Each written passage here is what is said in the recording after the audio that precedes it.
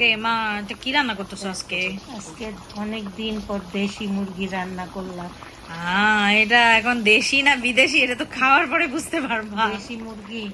দেশি মুরগি খেতে তো খুব মজা লাগে। আমি ফার্মের মুরগি খাই না। কোনো কোনো মারাই ফার্মের মুরগি খেতে চায় না।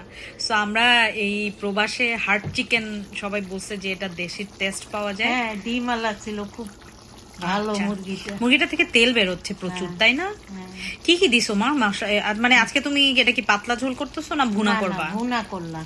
আচ্ছা। এটা ওই ধুয়ে নিয়ে সামান্য হলুদ, লবণ, মরিচ খুবই সামান্য মাখলাম।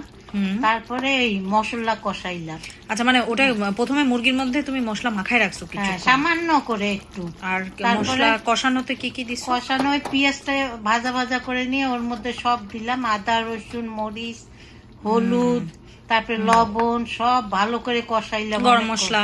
গরম মশলা দিলে হয়, পরে দিলেও হয়। আচ্ছা, মানে গরম মশলাটা অনেক পরে কষাইলাম, টমেটো পেস্ট দিলাম।